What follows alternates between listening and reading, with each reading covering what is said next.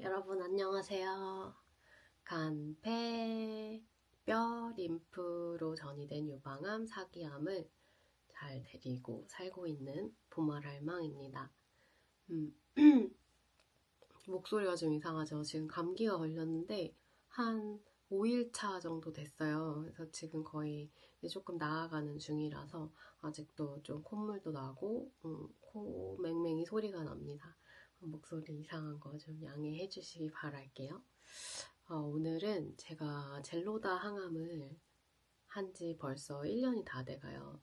그리고 이번에 15차가 끝나고 검진을 했고 그 결과 공유하면서 제가 1년 가까이 했던 이 젤로다라는 항암제, 그리고 제가 주변을 봤을 때 이 주사항암제는 또 다르지만 비슷한 항암 부작용들을 많이 겪는 걸 보고 제가 겪은 젤로다의 부작용과 그 각각의 제가 이것저것 해보고 괜찮다고 생각했던 대처법 이런 것들도 공유하고 이번에 검진 결과도 공유를 해보려고 합니다. 먼저 젤로다의 그 부작용에 대해서 제가 겪었던 것들을 조금 정리를 해봤어요. 꽤 여러 가지가 있는데 첫 번째는 홍조예요. 저는 살면서 막 그때 졸라덱스를 맞고 처음 그런 강제 폐경이 됐을 때 느꼈던 그런 확 달아오르고 이런 느낌 말고는 살면서 홍조를 별로 느껴본 적이 없거든요. 막 얼굴이 빨개지고 이런 스타일이 아니었어가지고. 근데 한 젤로다를 몇 개월 하면서부터 한 중반 이후였던 것 같아요. 근데 좀 슬슬 얼굴이 약간 홍조가 되더라고요. 얼굴이 이렇게 좀 빨개지고 약간 얼굴 이쪽에 열감이 느껴지고 그렇다고 막 되게 덥고 이런 것도 아니고 열이 나는 것도 아닌데 좀 그런 부작용들을 요즘까지도 겪고 있어요. 두 번째는 이 제가 초반부터 되게 적응이 지금까지도 안 되고 초반부터 꾸준히 쉬지 않고 이어져 오는 부작용인데 지금 이 눈물이랑 콧물이 그냥 되게 좀 많이 나는 편인 것 같아요. 보면 제가 막 눈물이나 콧물이 이렇게 나는 적이 별로 나본 적이 별로 없거든요. 근데 그냥 처음에 젤로다 1차 시작했을 때부터 약간 뭐라고 해야 되지? 그냥 눈이 맵고 코가 맵고 약간 그런 느낌인데 그냥 콧물이 눈물처럼 그냥 물이 이렇게 뚝 떨어지고 그리고 막 그냥 눈이 막 맵고 이러니까 이렇게 좀 자고 일어나면 눈곱이 진짜 아픈 사람들만 그 끼는 그 막 이렇게 끼는 눈곱 있잖아요. 그렇게 눈곱이 끼고 그래서 제가 그때 초반에 그 2차 하고 그냥 동네 내과에 가서 저 지금 이 눈도 막 너무 간질간질하면서 약간 그렇고 콧물도 계속 난다. 그래서 이제 그때 부비동염인가 해가지고 뭐 사진도 찍어보고 했는데 아니라고 하시더라고요. 그래서 그냥 그것도 젤로다의 저한테 나타난 부작용이었어요. 근데 그거는 지금까지도 계속 그러고 그래서 그냥 이거는 콧물이 나면은 콧물 잘 닦아주고 아무래도 좀 건조하면 너무 안 좋을 것 같아서 좀 습도를 유지해주는 편이고요. 그리고 아침에 일어나서 눈곱이 많이 끼고 막 이런 날은 좀 따뜻한 물로 이렇게 해가지고 눈 마사지를 좀 해주고 그러면은 한결 낫더라고요. 그리고 왜 일본 가면 많이 사오는 그 눈 이렇게 온찜질 하는 거 있잖아요. 뭐 요즘 올리브영 뭐 이런 데도 많이 파는 것 같던데 아니면은 그냥 그런 팥팩이나 이런 것들 뭐 온찜질 할 수 있는 그런 것들을 따뜻하게 데워서 눈 위에 이렇게 올려놓고 한 1, 20분만 있어도 굉장히 편해지더라고요. 그래서 저는 그 방법을 잘 사용하고 있어요. 그리고 세 번째는 제가 지금까지도 굉장히 적응이 안 되는 부작용 중에 하나긴 한데 복시라고 하더라고요. 그러니까 그냥 처음에는 좀 한 몇 개월 지나고 나서 이렇게 모니터 같은 걸 보는데 잘 안 보이는 거예요. 근데 저는 계속 눈이 좋았거든요. 그래서 이 안 보이는 게 시력이 나빠진 건가? 그냥 그렇게 생각을 하고 그때 또 막 뭐지? 뭐 뇌에 문제가 생겼나? 막 이런 생각도 하다가 그래서 결국은 시력 검사를 받고 안경을 맞췄는데 그러고 나서 그때 다래끼 나가지고 안과를 갔었거든요. 그 안과 선생님이 그 이렇게 현미경 같은 걸로 눈동자 보는 거 있잖아요. 그걸로 보시더니 각막에 상처가 많이 나서 지금 그런 것 같다. 그러면서 그 상처가 막 엄청 이렇게 막 났는데 그게 회복되기 전에 또 약을 먹고 또 약을 먹고 이러니까 그 상처가 계속 이제 안 좋아지는 것 같다. 그래서 시력도 떨어진 것 같고 그 차원에서 아마 다래끼도 난 것 같다라고 얘기를 하시더라고요. 그래서 적응이 참 안 되긴 하지만 어쩔 수 없으니까 그냥 안 보일 때는 그냥 이렇게 그냥 뭐 TV 보거나 뭐 모니터 보거나 편집하거나 이럴 때는 안경 쓰고 안경 쓰고 있고 그냥 아닐 때는 그냥 막 되게 안 보이거나 이렇진 않거든요. 그래서 그냥 그렇게 다녀요. 그리고 그때 뭐 밤에 운전을 한다든지 이런 거는 조금 음, 많이 번져 보이고 막 이래서 좀 그런 것들은 조금 안 좋은 것 같기는 해요. 그리고 이 복시 부작용이 되게 좀 신기한 게 계속 꾸준히 이렇게 나빠지는 게 아니고 어떤 느낌이냐면 제가 좀 많이 막 약독이 쌓이고 막 컨디션도 너무 떨어지고 막 부작용도 심하고 막 이럴 때 전체적인 컨디션 안 좋을 때는 복시가 훨씬 심해요. 막 이게 막 진짜 몇 겹으로 막 보이고 막 그러는데 또 이제 좀 잘 쉬고 잘 먹고 좀 회복이 됐다 싶으면은 또 괜찮기도 하고 그래서 이게 계속 나빠지는 것 같진 않고 좀 잘 쉬어주면 또 괜찮아 살짝 회복이 됐다가 다시 또 안 좋아졌다가 이게 컨디션에 따라서 같이 가더라고요. 그러니까 좀 컨디션을 잘 조절해주는 것도 이 복시라는 부작용의 대처법 중에 하나인 것 같아요. 네 번째는 점막세포가 약해지는 거예요. 되게 많이 손상됐다는 느낌을 많이 받긴 하거든요. 근데 점막세포라 하면 우리 몸에 되게 점막세포가 많잖아요. 뭐 구강부터 항문에 이르는 이 전체적인 소화기관 자체도 다 점막세포일 거고, 뭐 다른 세포들 같은 경우에는 뭐 이렇게 머리카락도 있고, 뭐 코 안도 있고, 입 안도 있고, 뭐 각막도 있을 거고, 뭐 여러 가지 세포들이 있을 텐데, 이 젤로다는 다행히 머리가 막 그 AC 항암처럼 막 이렇게 막 숭덩숭덩 빠지거나 막 그러진 않아요. 저는 원래 머리숱이 없어가지고 그렇긴 한데 아예 안 빠지진 않는 것 같은데 그렇다고 되게 티나게 빠지진 않는 것 같아요. 근데 저는 중간에 한 7, 8개월쯤 됐을 때인 것 같아요. 그때 이 눈썹이랑 속눈썹이 한번 이렇게 확 빠졌던 것 같아요. 그래서 요즘에 다시 조금씩 나고 있는 것 같은데, 뭐 그것도 뭔가 부작용 중에 하나인 것 같기는 해요. 그래서 그냥 뭐 화장할 때는 그냥 라인 하고 뭐 하면 되는데, 이제 화장 안 하고 집에 있을 때는 이렇게 거울 보고 깜짝깜짝 놀래긴 했었어요. 눈썹이 없으면 되게 사람이 많이 아파 보이는 거 아시나요?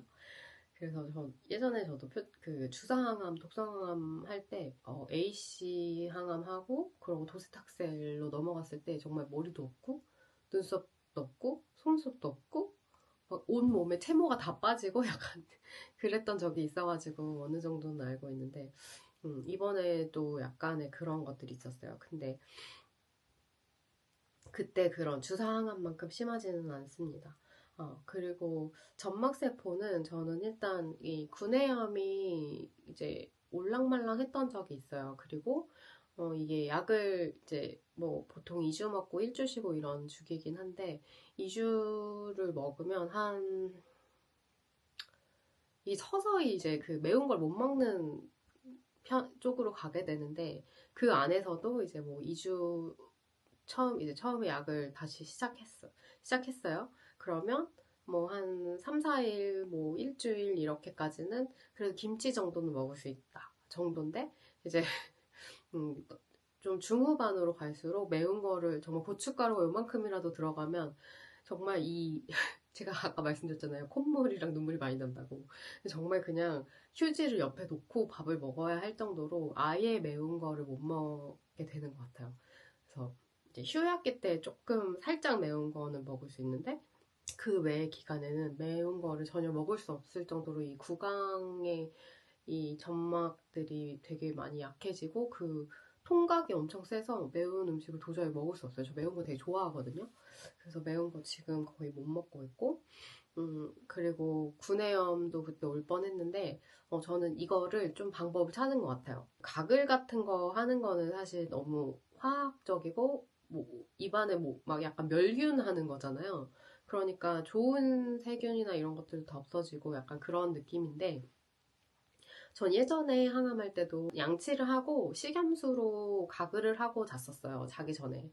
한 3, 40초 정도 가글 꼼꼼히 하고 이렇게 목 뒤로 넘겨서 가글하는 거 있잖아요.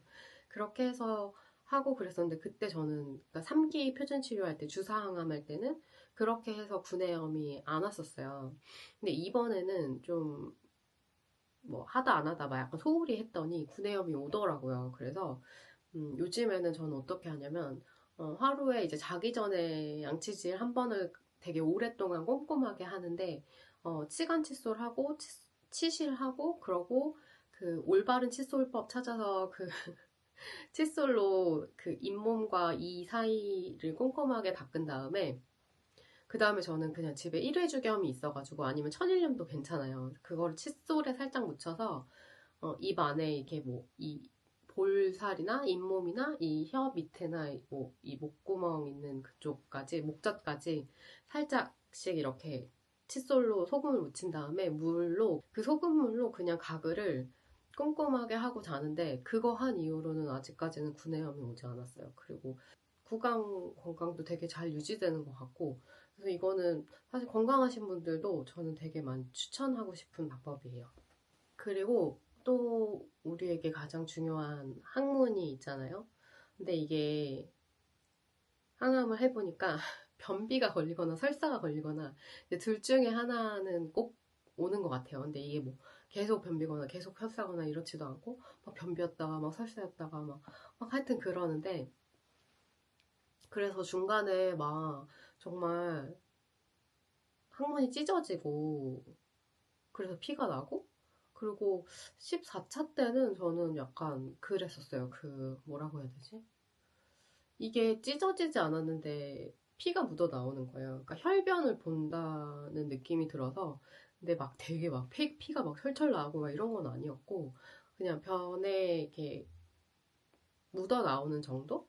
그 정도였긴 한데 그래서 선생님한테 얘기를 했더니 뭐 심하지 않으면 약을 중단할 정도는 아니다. 그냥 그래서 그 연고 같은 거 처방받고 그냥 계속 하고 있어요. 그래서 근데 요즘에는 또 뭐 약간 좌욕해주고 그리고 그 아플 때는 그 이렇게 뭐라고 해야 되지? 이게 일회용으로 돼 있더라고요. 요즘에 나오는 약은 이렇게 생겨가지고 그거를 이제 항문에 넣어서 그 안쪽으로 연고를 바를 수 있게 쭉 짜면은 그 안으로 이제 연고가 발라지는 그런 약이 있더라고요. 그래서 그거를 처방받아서 이제 그거를 심할 때는 그걸 쓰고 최근에는 일단 변을 보기 전에 좀 좌욕을 간단히라도 해주고 그리고 좀 채소를 많이 먹어가지고 변을 좀 부드럽게 나올 수 있게 근데 막 생채소 많이 먹으면 설사할 수 있거든요. 그래서 좀 익힌 채소랑 골고루 섬유질을 많이 먹어주면은 그리고 현미밥을 꼭꼭 씹어서 잘 먹어주면 변비는 안 걸리는 것 같아요. 근데 현미가 좀 소화에 부담이 될 수 있으니까 좀 백미에다 섞어서 먹는 방법이 좋은 것 같습니다. 그리고 지난번에 그 제가 올렸던 우울증이 다섯 번째 부작용인데, 되게 이게 심리적인 거고, 뭐, 물론 우울증이 오지 않는 분들도 있을 거예요. 근데 이 우울증이라는 게 참 몸이 아픈 것보다 더 방법이 없고 막막한 느낌?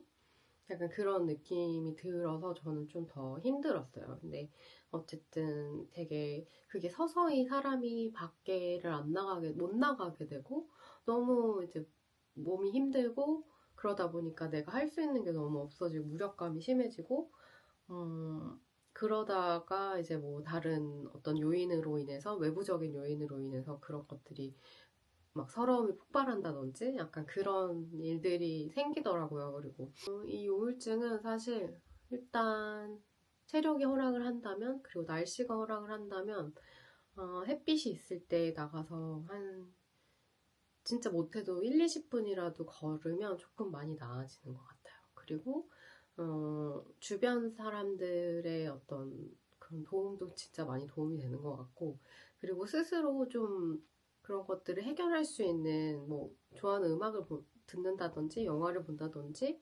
아니면은 뭐 약간 그런 거, 저는 약간 그런 게 방법이 됐던 것 같아요. 좀 되게 작은 사소한 목표를 세우고 그걸 하는 거예요.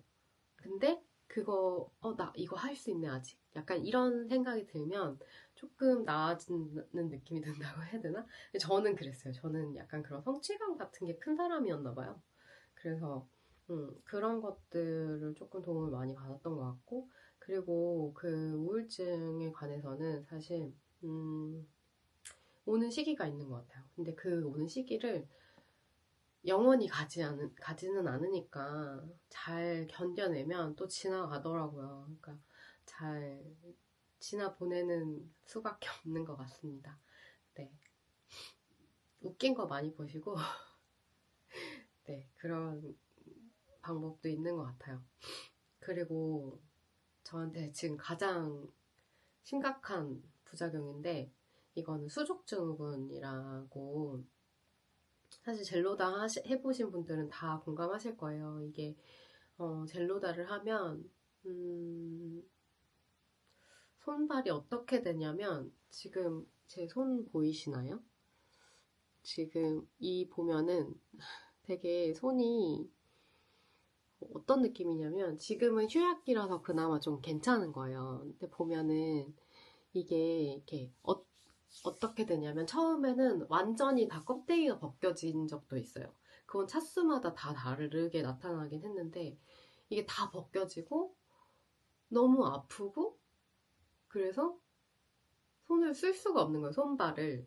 그러니까 이제 그게 막 무력하고 무기력하게 다가와서 우울증으로 이어지고 막 그랬던 것 같아요. 근데 그래서 저는 진짜 보습제를 10가지도 넘게 사서 다 발라보고, 막 장갑도, 면장갑도 껴봤다가 비닐 장갑도 껴봤다가 니트릴 장갑도 껴봤다가 막 진짜 온갖 방법들을 다 해보고 있어요. 근데 이게 지금 15차까지 한 느낌은 어떠냐면, 이게 되게 피부가 두꺼워진 느낌이거든요. 근데 탄력과 유연성이 없어요. 그러니까 이게 손을 이렇게 피는 것도 사실 되게 땡기고, 이렇게 구부리는 것도 되게 힘들어요. 그래서 체열할 때 막 이렇게 주먹 쥐라고 하잖아요. 그래서 그 막 약 바로 끝나고 체열해야 될 때는 사실 진짜 주먹 쥐는 게 너무 힘들어서 그런 공 같은 걸 들고 갈까? 막 이런 생각을 했던 적도 있어요. 그래서 그만큼 되게 이 피부가 엄청, 이게 보이시려나? 피부가 엄청 되게 딱딱해져요. 딱딱해지고 굳고 건조하고. 근데 너무 아이러니한 건, 이 피하 쪽이라고 해야 되나? 이 피부의 바로 아래쪽에는 마치 화상을 입은 것 같은 느낌이 들거든요. 제가 한번 상처가 난 적이 있어서 이 겉에 껍질이 벗겨진 적이 있는데, 정말 그냥 화상 입은 피부처럼 빨갛고 진물나고 따갑고 그렇더라고요. 그러니까 이게 제가 알기로는 젤로다가 공격하는 그 세포의 유형이 손바닥과 발바닥에 있는 세포랑 비슷하대요. 그래서 유독 이제 이 젤로다라는 약이 손과 발바닥을 많이 손상시킨다고 들었어요, 피부를. 근데 사실 손이랑 발이 우리 생활에 진짜 밀접한 관련이 있잖아요. 제일 많이 쓰는 기관이고. 그러니까 이거를 되게 못 쓰고 그냥 아프고, 이걸 뭐 어떻게 할 수가 없으니까 너무 많이 힘들었는데, 그냥 저는 막 침독 크림도 발랐다가 무슨 밤도 발랐다가 크림도 바로 발라보고 다 발라요. 그리고 일단 되게 심할 때는 방 안에 습도 조절하는 게 되게 중요하더라고요. 잘 때 건조하게 해놓고 자면은 다음날 정말 아예 손발 쓸 수가 없어요. 그렇기 때문에 그 습도를 유지시켜주는 것도 중요하고, 그리고 보습제 같은 것도 뭐 병원에서는 알코올이 없는 거를 쓰라고 하더라고요. 근데 보통 기본적으로 로션이나 크림에는 다 알코올 성분이 들어가 있어서 저는 주로 그 되게 딱딱하게 굳어있는 기름 같은 밤류 있잖아요. 멀티밤이나 뭐 풋밤 이런 것들 팔더라고요. 그래서 그런 것들을 여러 개 사서 이것저것 써보고 있어요. 근데 안 바르는 것보다는 훨씬 낫고 그래서 특히나 이제 뭐 씻고 나왔을 때나 자기 전에는 꼭 이제 되게 두껍게 바르고 손에는 장갑을 끼고 발에는 이제 양말을 신고 그렇게 하고 자고요. 낮에 생활을 해야 되니까 손을 정말 도저히 쓸 수 없는 지경에 이르면 그때는 그냥 니트릴 장갑을 끼고 뭐 음식을 한다든지 뭐 간단하게 뭐라도 이제 물건을 짚고 이런 것도 힘드니까 니트릴 장갑을 끼면 사실 좀 괜찮거든요. 근데 그것도 한 반나절 이상 끼면은 막 피부가 붉고 약간 냄새도 나고 하여튼 그래요. 그래서 오래 끼는 거는 추천하지 않고 좀 일상생활에 필요할 때는 좀 이제 간간히 꼈다가 벗었다가 이제 막 그렇게 해서 지금 하는 편입니다. 제 발도 지금 발은 진짜 심할 때는 발을 바닥에 디딜 수가 없어서 막 슬리퍼도 푹신한 거 사서 신고 그리고 양말 꼭 신고 보습해주고 그래요. 그리고 음, 발톱이 거의 이제 남아있지 않아요. 그래서 이 걸을 때 발가락에 힘을 주면 사실 좀 쓰리거든요. 약간 뭐라고 해야 되지? 약간 욱신거려요. 그래서 더 약간 걸음걸이 자세도 이상해지고 걷기도 싫어지고 더 그런 것도 있는데 뭐 제 발톱을 징그러운 거 잘 못 보시는 분들은 안 보시는 게 좋을 것 같아요. 제 발톱의 상황은 이렇습니다. 여러분, 이게 지금 제 발 상태예요. 엄청나죠? 이렇게 발이 까매져요. 그래서 돌아오지 않아요. 그리고 발톱도 발이 엄청 까매지고 발톱이 거의 안 남았죠. 이런 상태입니다. 근데 뭐 별 수 있나요? 그래서 아플 때는 진짜 약간 발바닥도 손바닥이랑 똑같아요. 벗겨질 때는 다 벗겨지고 막 피부 두꺼워지고 이 되게 탄력과 유연함이 떨어진 게 보이시죠? 발은 네, 뒤꿈치도 많이 아프고 그래서 그 각질 풋밤? 이렇게 발 각질 밤 같은 거 많이 팔더라고요. 그래서 그런 걸 요즘에 많이 쓰고 있습니다. 이거는 사실 방법이 없어서 그냥 보고 있으면 사실 되게 좀 그래요, 마음이. 근데 어쩔 수 없잖아요. 그래서 그냥 그렇다 하고 인정하고 그냥 잘 닦아주고 그렇게 넘기고 있습니다. 수족 증후군 쉽지 않아요. 그 외에도 기타 부작용들이 진짜 많았어요. 그래서 저는 막 두통이 엄청 심할 때도 있었고 그리고 잠을 잘 못 잘 때도 있었고 지금도 뭐 한 달에 한 사나흘 정도는 새벽에 깨면 한 두어 시간 잠이 안 오더라고요. 그럼 그때는 그냥 뭐 있어요. 그냥 핸드폰 보거나 음악 듣거나 그 뭐 유튜브에서 수면 유도 음악 이런 거 있잖아요. 그런 명상 같은 거 틀어놓거나 그러면 한 두어 시간 지나면 다시 잠들고 그러더라고요. 근데 그런 날도 있고 근데 저는 다행히 대체로 잠을 잘 자는 편이거든요. 그래서 이 불면도 약을 먹으면서 약간 시작됐어요. 이런 부작용도 있고 어지러울 때도 있고 이거는 약간 기운이 없으면 조금 어지러운 것 같아요. 그리고 젤로다 2차 초반에 코로나 걸렸었고 이번에 감기 오랜만에 걸렸고 약간 전체적으로 면역력이 떨어지는 부작용이 있으니까 뭐 그거는 다 기본적으로 항암하시는 분들은 다 있는 부작용이니까 이런 감염이나 뭐 음식 이런 것들 특히나 많이 주의해야 되고 저도 좀 속이 불편하고 막 그럴 때도 있어요. 진짜 소화가 안 되고 속이 쓰리고 막 이럴 때도 많아서 그럴 때는 조금 더 편한 음식을 먹으려고 합니다. 네, 제가 1년 동안 겪었던 부작용은 이 정도인 것 같아요. 그래서 이번에 제가 15차까지 하고 검진을 했어요. 근데 검진했을 때, 종양 표지자가 36에서 46인가? 뭐 이렇게 한 10 정도 올라갔어요.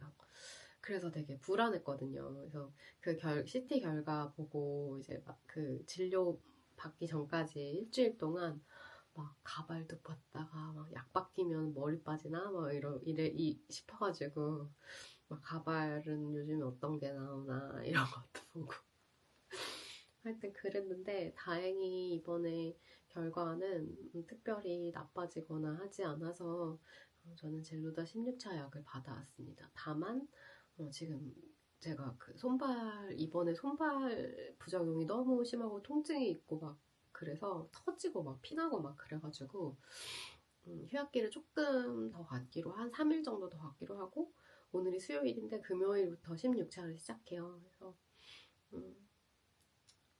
이게 참 약이 바뀌면 부작용이 조금 덜한 약이 다음에 있으려나 라는 기대감 반, 또 약이 또 바뀐다는 거는 어쨌든 하나의 옵션이 줄어드는 거기 때문에 그거에 대한 또 약간의 실망감 반, 뭐 이런 마음이 여러 가지로 있었는데 그래도 익숙해진 젤로다를 뭐 9주 동안 또 한번 만나게 된 거라 네, 또 부작용을 열심히 대처하면서 잘 먹어보려고요. 별 수 있나요? 잘 먹고 잘 쉬고 아프면 참고 뭐 그래야죠. 그래도 제가 겪었던 뭐 그런 암성 통증이나 암이 뭐 더 안 좋아지거나 하진 않았으니까 네, 이대로 잘 또 해봐야죠. 3월이면 이제 다들 새로운 것들을 시작하는 분들이 많잖아요. 아이들도 새로운 학년을 가고. 저도 3월이 되면 이제 조금 더 마음가짐을 새롭게 하고 더 밝게 지내보려고 합니다. 여러분들도 오늘 기분 좋은 하루 되셨길 바라고요. 우리는 또 다음 영상에서 만나요. 오늘은 왼손입니다. 안녕.